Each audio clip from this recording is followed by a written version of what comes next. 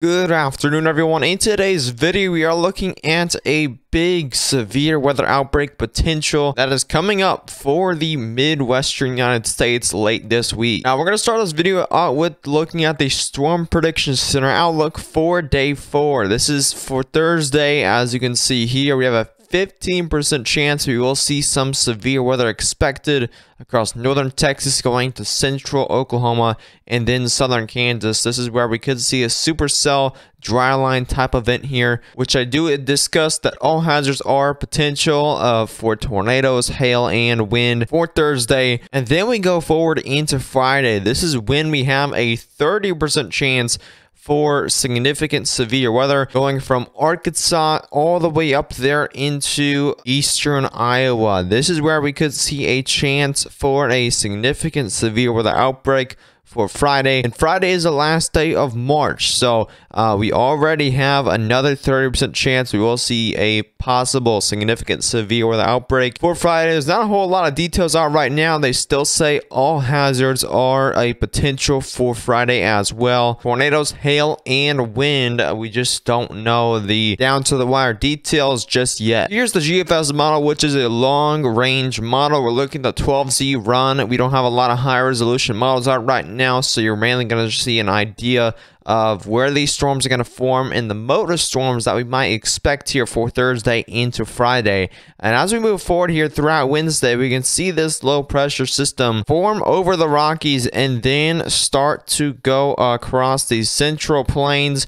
And then eventually you could see these storms forming off of the dry line late Thursday here. We can move forward here throughout Thursday. You can start to see some storms popping up in the late afternoon of Thursday. And this starts to go throughout the overnight hours of Thursday into Friday. This is when we start to see some storms down in the south throughout the early morning hours of Friday. And then we go throughout the afternoon of Friday is when we start to see that cold front begin to trigger storms across Iowa and going to Missouri. And this will be heading at about an eastern direction. I expect some supercells to form along this line and also mainly a linear storm mode as of right now. This, of course, will change as we get more high-resolution models. The way this low-pressure system is going throughout the Midwest, we usually see a line of storms forming throughout a cold front, but there is potential we could see also multiple different supercells forming across this cold front. That'll lead to a bigger tornado threat. Of course, we don't have those details right now, but as we head throughout the week, we will get more and more details regarding this storm mode. It depends if we have a linear mode. So if we have a line of storms, we won't have a very large scale tornado threat.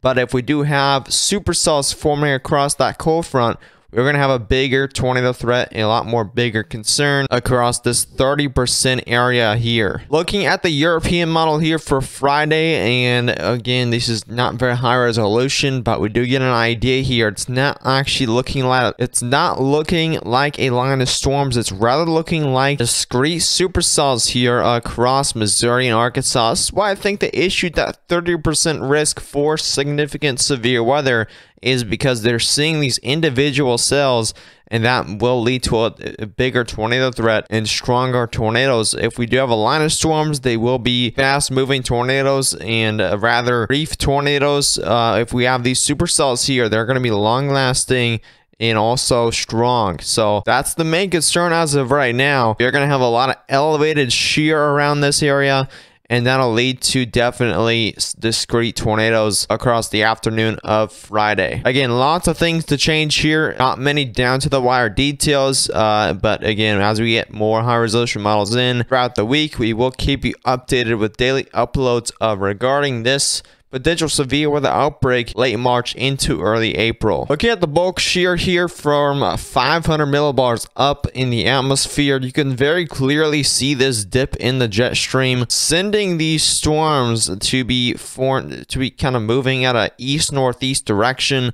And that will bring definitely a big supercellular threat. You can very clearly see that low pressure up here with a cold front right here. You can also see the warm front kind of dipping north, and that's pretty much textbook for a discrete supercell setup. And this may change, of course, but as of right now, this definitely will be a big tornado threat type of day throughout the Midwest. The SBC also discusses this moving eastward into the Mid-Atlantic for a potential another tornado threat throughout Saturday, so we'll have to watch that as well. I'll have another video out tomorrow. We should have a little more details tomorrow, but still not many. It'll be mainly broad information that I'm putting out throughout the next couple of days.